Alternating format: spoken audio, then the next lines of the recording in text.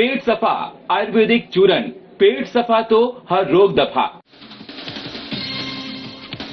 DRICS-CCIWE annual women summit 2026 आयोजित विधायक कल्पना सोरेन का किया गया सम्मान। ट्रेल ब्लेजर अवार्ड से किया गया सम्मानित। असम चुनाव को लेकर राजनीतिक सरगर्मियां तेज। जेएमएम ने की 21 सीटों पर चुनाव लड़ने की घोषणा। जेएमएम ने उम्मीदवारों की पहली सूची की जारी।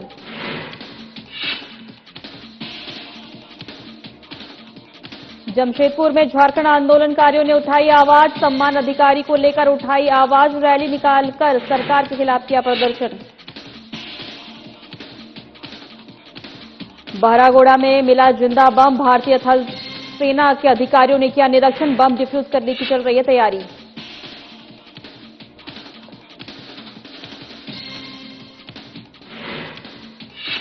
चतरा की सड़कों पर पुलिस का शक्ति प्रदर्शन। रामनवमी के जुलूस को लेकर पुलिस अलर्ट। एसपी ने मॉक ड्रिल से उपद्रवियों को दी चेतावनी।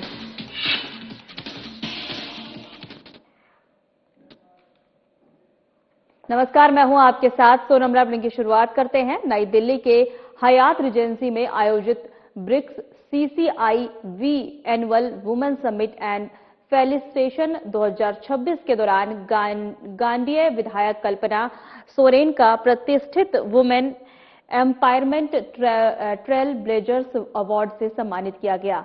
वहीं आपको बता दें कि कार्यक्रम में उन्हें यह सम्मान महिला सशक्तिकरण के क्षेत्र में उनके उल्लेखनीय कार्यों के लिए दिया गया। वहीं कल्पना सोरेन ने कहा कि यह पुरस्कार केवल उनकी व्यक्तिगत उपलब्धि नहीं, बल्कि यह झारखंड की हर मैया और देश दुनिया की उन अनगिनत महिलाओं का है जो अपने परिवार, समुदाय और अर्थव्यवस्था को मजबूती प्रदान कर रही हैं। आज महिलाएं व्यापार, खेल, अंतरिक्ष, विज्ञान, नवाचार और शासन जैसे कई क्षेत्रों में बाधाओं को पार कर मुकाम हासिल कर रही हैं। वे केवल राज्य और देश के विकास का हिस्सा नहीं है, बल्कि वे इसे गति दे रही हैं। इसके साथ ही कल्पना सोरेन ने कहा कि विशेष रूप से हाशिए पर रहने वाले समुदाय की महिलाओं की आवाज को सुनने और उन्हें अवसरों तक पहुंचाने की आवश्यकता है।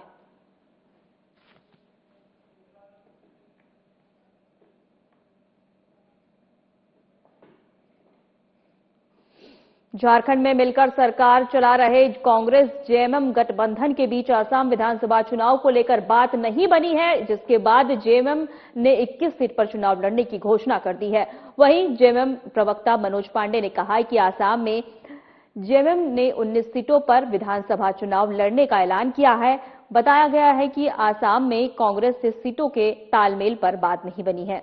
इसको लेकर जेएमएम प्रवक्ता मनोज पांडे ने साफ कहा है कि जिन सीटों को जेएमएम ने आइडेंटिफाइड किया है, उन्हें उन सीटों से कांग्रेस अपने उम्मीदवार वापस ले तभी बात बनेगी। अब कांग्रेस के पाले में गेंद है, हम अपने मान सम्मान से समझौता नहीं कर सकते हैं। वहीं कांग्रेस प्रदेश प्रवक्ता राकेश सिन्हा ने कहा है, हम चाहते थे कि मजबूत गठबंधन के तहत असम में चुनाव लड़े। इसके लिए कांग्रेस ने पहल भी की, लेकिन अब जेएमएम गठबंधन के अंदर नहीं आ पाई है। ठीक है, झारखंड में जेएमएम के साथ हमारा मजबूत गठबंधन चल रहा है। जहां तक असम की बात है, असम में भी चाहते थे। असम के प्रदेश अध्यक्ष प्रभारी ने सीएम से मिलकर बात की है।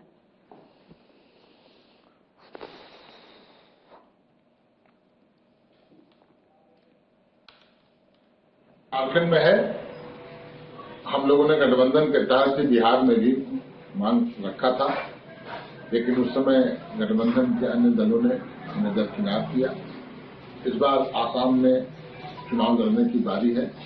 हम लोगों ने अपनी बातें रखी, मजबूती के साथ रखी और मुझे लगता है उच्च स्तर पर वार्ता भी हुआ। परंतु अभी जो खबर आ रही है, हमें हमारा हक अधिकार देने में कहीं न कहीं कांग्रेस पीछे पड़ गई है और जो जन समर्थन हमारा है, जो जनाधार हमारे नेता का है, उस अनुरूप पार्टी को सीटें नहीं दी जा रही। ऐसी स्थिति में हम स्वतंत्र हैं, हम चुनाव लड़ रहे हैं और पूरी मजबूती के साथ चुनाव लड़ेंगे और चुनाव लड़के जीतेंगे। बगैर झारखंड मुक्ति मोर्चा के आसाम में भी सरकार नहीं बनेगी। देखिए, हर राजनीतिक दल की यह मंशा होती है कि वो अपने संगठन का विस्तार करें, अपने पार्टी का विस्तार करें। और इस बाबत अगर झारखंड मुक्ति मोर्चा ने आसाम में उम्मीदवार दिया है तो यह उनकी पार्टी की सोच है, यह उनकी पार्टी का अपना विस्तार करने का एक तरीका है, वो काम कर रहे हैं। तो हमें लगता है कि ये कोई बहुत बड़ी बात नहीं है। हम चाहते थे कि एका बने, कांग्रेस पार्टी ने इसके लिए प्रयास भी किया। आसाम के प्रदेश अध्यक्ष सहित आसाम के कांग्रेस के प्रभारी भंवर जितेंद्र सिंह और गोगोई साहब रांची भी आए थे, माननीय मुख्यमंत्री से उनकी मुलाकात भी हुई, बातें भी हुई। अब बातें नहीं बनी संभवतः, तो ठीक है, इसमें कोई हर्ज नहीं है। अभी कोई वक्त बीता नहीं है। हम सरकार आसाम में बनाने जा रहे हैं, यह तय है। अकेले हम आसाम में सरकार बनाने जा रहे हैं।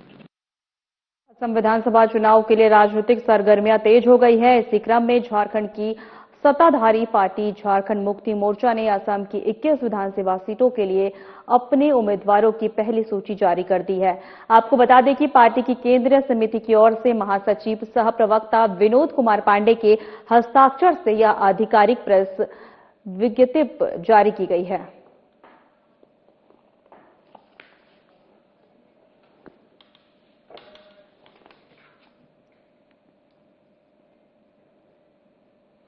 झारखंड में सत्ता की बागडोर संभालने वाली झारखंड मुक्ति मोर्चा ने अब असम की राजनीति में अपनी पैठ मजबूत करने के लिए पूरी ताकत झोंकती है। वहीं निर्वाचन आयोग से अपना पारंपरिक चुनाव चिन्ह तीर धनुष मिलने के बाद पार्टी के हौसले बुलंद हैं और इसे एक बड़ी रणनीतिक बढ़त तौर पर देखा जा रहा है। असम में चाय बागान श्रमिकों और झारखंडी मूल के मतदाताओं की बड़ी संख्या को देखते हुए जेएमएम ने स्पष्ट कर दिया है कि वह वहां की चुनावी जंग में सक्रिय भूमिका निभाएगी।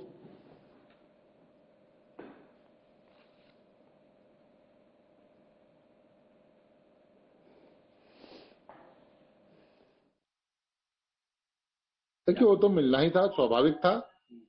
वहां जो तीर कमान के साथ एक दूसरे दल क्षेत्रीय पार्टी शिवसेना का क्लेम होता था, शिवसेना वहां कहीं चुनावी मैदान में है नहीं, तो स्वाभाविक दावा था और चुनाव आयोग ने निर्णय या ये फैसला लिया, तो ऐसा ही होना था और वही हुआ। सुप्रिया भट्टाचार्य ने आयोजित प्रेस कॉन्फ्रेंस में राज्य और देश के कई अहम मुद्दों पर खुलकर अपनी बात रखी है। उन्होंने कहा है कि पीएम मोदी के संबोधन पर जनता के मुद्दों से ध्यान भटकाने की कोशिश की जा रही है, जबकि असली जरूरत है जमीनी समस्याओं के समाधान की। महंगाई और बेरोजगारी पर बोलते हुए उन्होंने कहा कि आज आम आदमी महंगाई से परेशान है, लेकिन सरकार इस पर ठोस कदम नहीं उठा रही। विपक्ष पर निशाना साधते हुए उन्होंने कहा कि कुछ राजनीतिक दल सिर्फ आरोप लगाने में लगे हैं, लेकिन उनके पास कोई ठोस योजना नहीं है। उन्होंने कहा कि सदन में पीएम ने आज जियोपॉलिटिकल स्थिति पर बात की, अमेरिका इजराइल युद्ध पर बोले, लेकिन भारत में क्या स्थिति है या आने वाले समय में क्या होने वाला है, पीएम को 24 दिन लगे इस युद्ध पर बात करने के लिए। जो लोग देश के बाहर हैं, उन्हें भारत लाने के लिए क्या किया?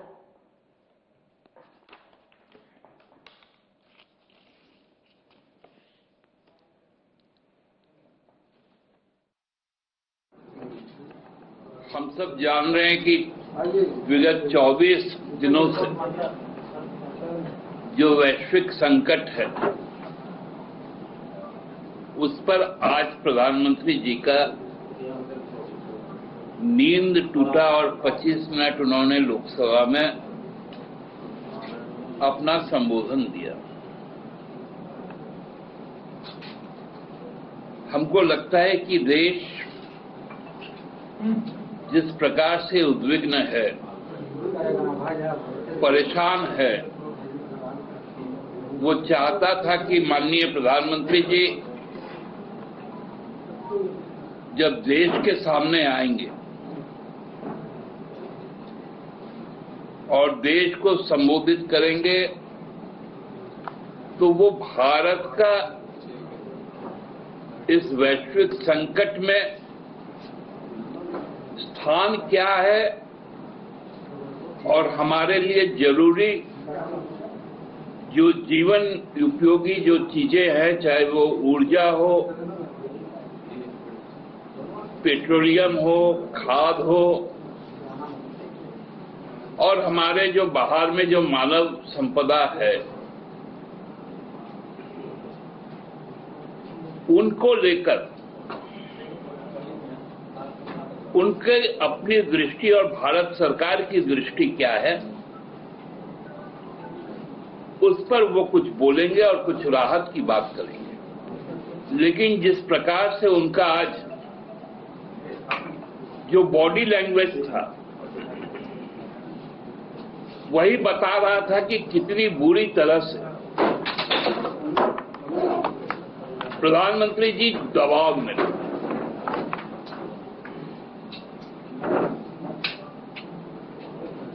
चौबीस दिन लगा माननीय प्रधानमंत्री जी को इस युद्ध के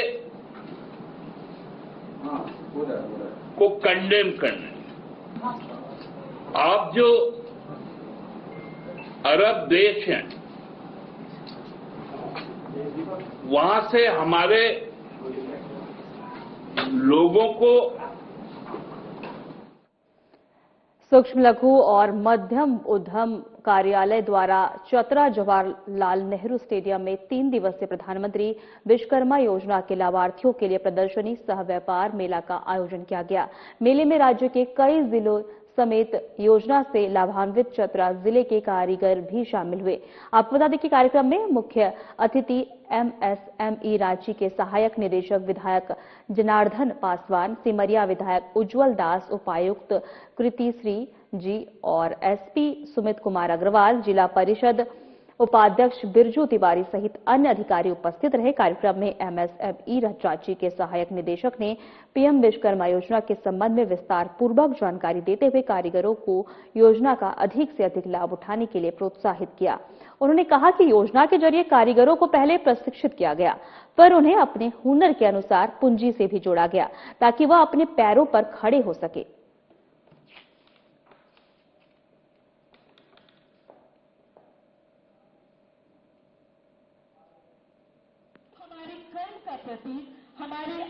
के द्वारा क्या कार्यक्रम आयोजित किया गया, इसमें पुरानी पद्धति जो हुनर कहिए, जो हाथ से बनाता, हाथ से कला से बनाया, वैसे लोगों के लिए प्रधानमंत्री ने बहुत सोच समझ के निर्णय लिया कि आधुनिकीकरण के जमाना में, इस युग में भी हम वैसे लोगों जैसे कुम्हार हो गया, इतना सुंदर बर्तन बनाता है, आपका कुर्सी टेबल इतना सुंदर बनाता है, इतना बढ़िया एक से कलाकार जितने स्टॉल लगे हम समझते हैं कि सब हाथ से बना हुआ स्टॉल लगा हुआ है। अब स्टॉल में निरीक्षण करने के बाद हमको लगा कि निश्चित तौर पे ऐसे वस्तुओं के, ऐसे चीजों को बढ़ावा देना चाहिए और देश के यशस्वी प्रधानमंत्री ने जिस तरह से निर्णय लिया, हम खासकर के उपायुक्त चतरा को धन्यवाद मैं देता हूँ। जमशेदपुर में आदिवासी सिंगल अभियान के सोनाराम सोरेन की अगुवाई में आदिवासी समुदाय ने राष्ट्रपति को एक महत्वपूर्ण मांग पत्र सौंपा है, जिसमें आदिवासियों के पारंपरिक सरना धर्म को संविधान के अनुच्छेद 25 के तहत आधिकारिक मान्यता देने की मांग की गई है। पत्र में यह भी कहा गया है कि 2021-27 की जनगणना में सरना धर्म के लिए अलग कॉलम कोड शामिल किया जाए। आंदोलनकारियों ने यह भी आग्रह किया है कि झारखंड और पश्चिम बंगाल में स्थित आदिवासी धार्मिक स्थलों जैसे गिरिडीह का मारंगबुरु और बाकुंडा का लुगुबुरु को अन्य धर्मों के अतिक्रमण से मुक्त कराया जाए। आदिवासी समुदाय ने अपनी आस्था और जीवन शैली को प्रकृति और पर्यावरण के संतुलन से जोड़ा है, जिसे एक अलग धर्म के रूप में मान्यता मिलनी चाहिए।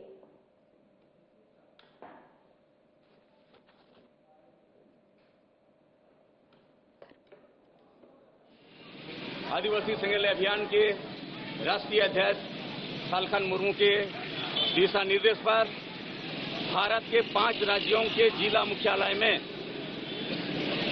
DC के मार्फत महामहिम भारत के राष्ट्रपति महोदया को सरना धर्म कोलम कोड की मान्यता के लिए और मारंगबुरु को आदिवासियों को वापस करने के लिए आज हम लोग ज्ञापन देने जा रहे हैं।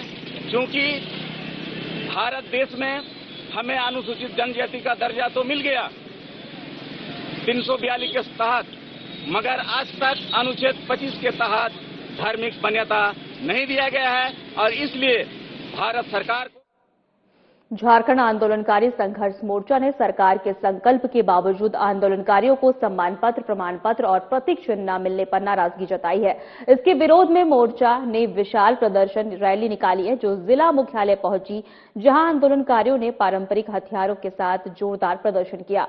मोर्चा का कहना है कि सरकार ने वर्ष 2021 में भी सभी चिन्हित आंदोलनकारियों को सम्मानित करने का संकल्प लिया था, लेकिन अब तक इसका पालन नहीं किया गया है। मोर्चा ने आरोप लगाया है कि इससे आंदोलनकारियों में नाराजगी बढ़ रही है और सरकार की मंशा पर सवाल खड़े हो रहे हैं।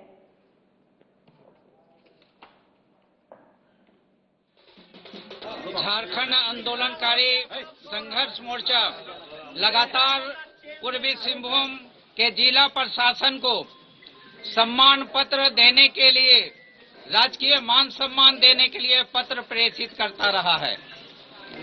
गृह विभाग द्वारा भी यहाँ पर आदेश दिया गया था, वहाँ से गृह विभाग से चिट्ठी आया, माननीय मुख्यमंत्री का आदेश आया, उसके बावजूद ये डीसी यहाँ का जिला प्रशासन।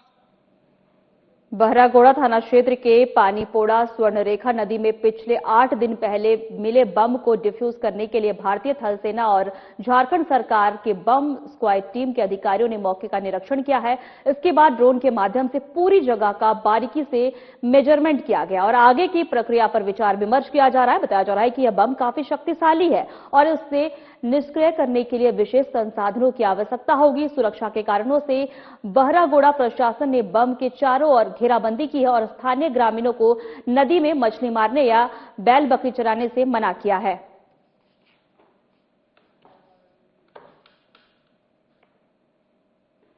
बोकारो स्टील के नगर इलाके में बिजली चोरी एक बड़ी समस्या बन गई है। लगातार बोकारो स्टील की बिजली को गलत तरीके से लोग इस्तेमाल कर रहे हैं। वहीं नगर प्रशासन विभाग की टीम बिजली काटकर तार को अपने साथ ले जाने का काम करती है, लेकिन कुछ ही घंटे में बिजली फिर से बहाल लोग खुद से कर ले रहे हैं। इसी को लेकर बोकारो नगर सेवा भवन में डीजीएम करनाल राजेंद्र शेखावत की अगुवाई में टीम ने सेक्टर 4 के इलाके में पहुंचकर गलत तरीके से इस्तेमाल की जा रही बिजली के तार काटने का काम किया है। इस दौरान लोगों ने विरोध किया है और खुद को सही बताया, लेकिन कागजात उपलब्ध नहीं होने के कारण बिजली तार को काटा गया है।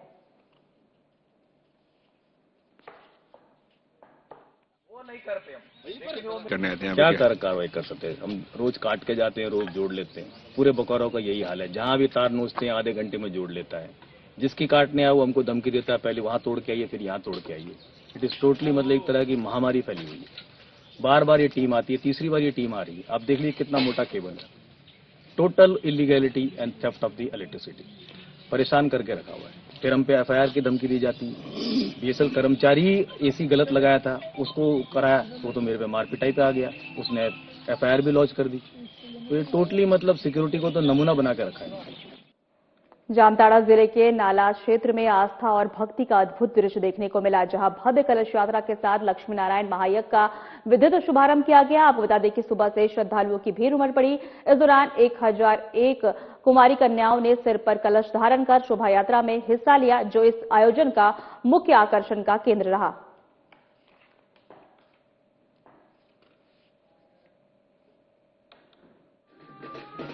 आज 23/3/26 को नाला कुमिरदुआ कालूजा में श्री 108 लक्ष्मी नारायण महायज्ञ का कलश यात्रा कुरुली नदी से आए हैं, जिसमें 1000 से ज्यादा कलश लेकर महिलाओं ने आया। काफी संख्या में श्रद्धालु पहुंचा एवं 9 दिवसीय कार्यक्रम। बोकारो में रामनवमी को लेकर तैयारियां जोरों पर है। सेक्टर 1 स्थित राम मंदिर चौक पर हर साल की तरह इस बार भी भव्य आयोजन की तैयारी की जा रही है। वहीं आपको बता दें कि बजरंग विजय अखाड़ा समिति द्वारा पिछले करीब 40 वर्षों से रामनवमी के अवसर पर कई अखाड़ों के जुलूस पहुंचते हैं, जहां कलाकार तलवार और लाठी के साथ अपने हुनर का प्रदर्शन करते हैं। साथ ही आकर्षक झांकियां भी लोगों का मन मोह लेती है। इस वर्ष रामनवमी के मौके पर करीब 25 से 30 अखाड़ों को पहुंचने की संभावना जताई जा रही है। वहीं आयोजकों के अनुसार कार्यक्रम को लेकर सुरक्षा के पुख्ता इंतजाम किए गए हैं।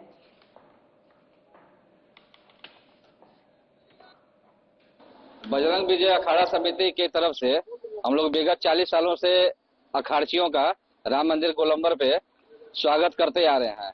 इस बार भी शहर के विभिन्न क्षेत्रों से अखाड़ा आ रहा है और तरह तरह की झांकी आप लोगों को नई नई तरह का देखने को मिलेगी। और अभी सारा अखाड़चियों को और जो भी हमारे दर्शक हैं, हमारे जो राम भक्त हैं, सभी लोगों के लिए चना, गुड़, शरबत ये सब की व्यवस्था। राज्य में राज्य स्तरीय इंटेंसिव केयर यूनिट सर्विस का आयोजन किया गया है। इस कार्यक्रम का उद्देश्य राज्य के गंभीर मरीजों के लिए आईसीयू सेवाओं को और बेहतर बनाना है। दरअसल पूरे राज्य में आईसीयू व्यवस्था को दुरुस्त करने की दिशा में कदम उठाए जा रहे हैं। इस संबंध में सुप्रीम कोर्ट द्वारा भी कई महत्वपूर्ण निर्देश दिए गए हैं।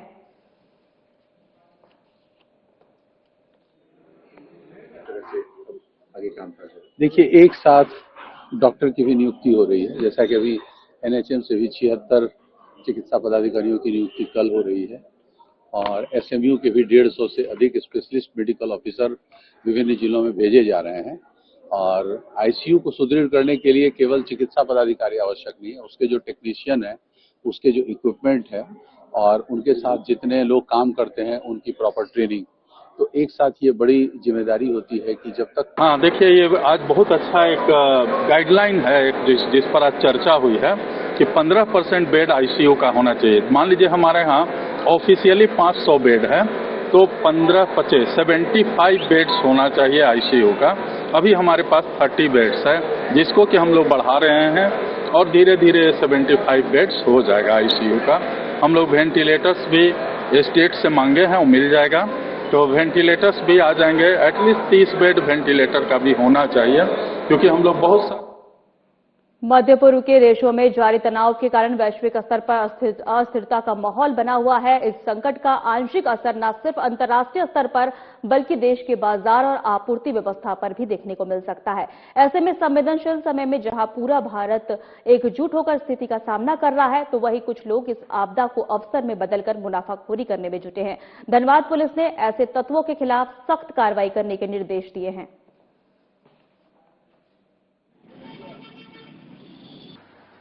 नमस्कार, जोहार। अभी हम लोगों को मार्केट से शिकायत आ रही है कि बहुत सारे ऐसे दुकानदार हैं जो प्राइस बढ़ा रहे हैं, कालाबाजारी कर रहे हैं, जमाखोरी भी कर रहे हैं। तो मैं ये स्पष्ट कर देना चाहता हूं कि कालाबाजारी करना हो या जमाखोरी करना हो, ये दोनों कानूनन अपराध है और खराब परिस्थितियों का फायदा उठाते हुए अगर सामान। रामनवमी के जुलूस में खलल डालने वाले और सोशल मीडिया पर अफवाह फैलाने वालों के खिलाफ चतरा पुलिस ने सख्त कदम उठाया है। पुलिस अधीक्षक सुमित अग्रवाल ने खुद भारी पुलिस बल के साथ केसरी चौक पर मॉक ड्रिल किया है, जिसमें दंगाइयों से निपटने के लिए आंसू गैस और वाटर कैनन का इस्तेमाल किया गया है। एसपी ने साफ कर दिया है कि यदि किसी ने कानून हाथ में लिया तो चतरा पुलिस की शक्ति से बचना नामुमकिन होगा।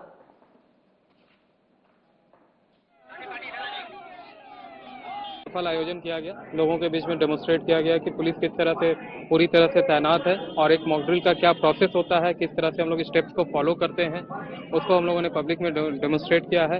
ये कॉन्फिडेंस बिल्डिंग मेजर्स है कि जनता आश्वस्त रहे।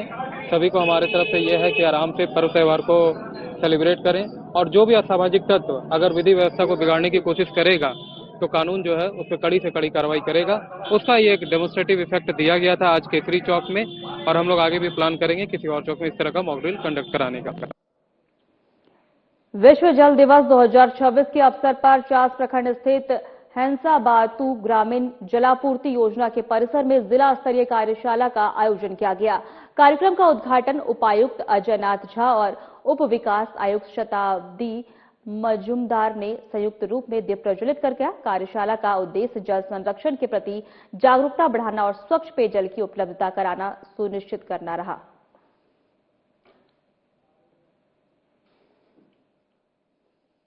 आप जो सालों भर काम करती हैं, तो हम आपको आपके काम का, आपको सम्मान देने का, आपके प्रति कृतज्ञ होने का पूरे जिला प्रशासन की तरफ से, पूरे शासन की तरफ से, माननीय मुख्यमंत्री की तरफ से आप सबको सम्मानित करने का, आप सबके सम्मान को महसूस कराने के लिए हम लोग आज यहां आए हैं। पूरा देश कृतज्ञ है जल सहिया पर। आप पाकुड़ जिले में अवैध हथियार के खिलाफ चलाए जा रहे अभियान के तहत नगर थाना पुलिस ने कार्रवाई करते हुए 2 आरोपियों को गिरफ्तार किया है। इनमें एक आरोपी ट्रांसजेंडर समुदाय से जुड़ा बताया गया है। नगर थाना में आयोजित प्रेस कॉन्फ्रेंस में एसडीपीओ डीएन आजाद ने बताया कि गुप्त सूचना मिली थी कि सिद्धो काहनू पार्क के पास कुछ लोग आपस में झगड़ा कर रहे हैं और उनके पास हथियार भी है। सूचना मिलते ही नगर थाना पुलिस और टाइगर मोबाइल टीम को तत्काल मौके पर भेजा गया। पुलिस टीम जैसे ही वीआईपी रोड स्थित पार्क के पास पहुंची, 2 संदिग्ध व्यक्ति पुलिस को देख भागने लगे। पुलिस ने तत्परता दिखाते हुए दोनों को गिरफ्तार किया। वहीं पुलिस ने आरोपियों के पास से अवैध देशी कट्टा बरामद किया है और मामले की जांच में पुलिस जुट गई है।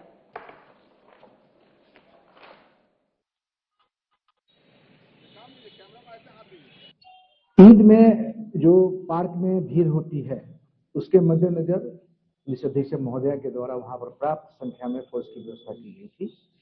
कल संध्या में गुप्त सूचना प्राप्त हुई मैम को कि कुछ लोग लड़ाई झगड़ा कर रहे हैं और उनके पास हथियार भी है। सूचना का सत्यापन हेतु हुए थाना प्रभारी अपने दलबल के साथ वहां पर पहुंचे और वीआईपी रोड में 2 व्यक्ति को संदिग्ध हालत में। फिलहाल हमारे खास बुलेटिन में इतना ही। नमस्कार।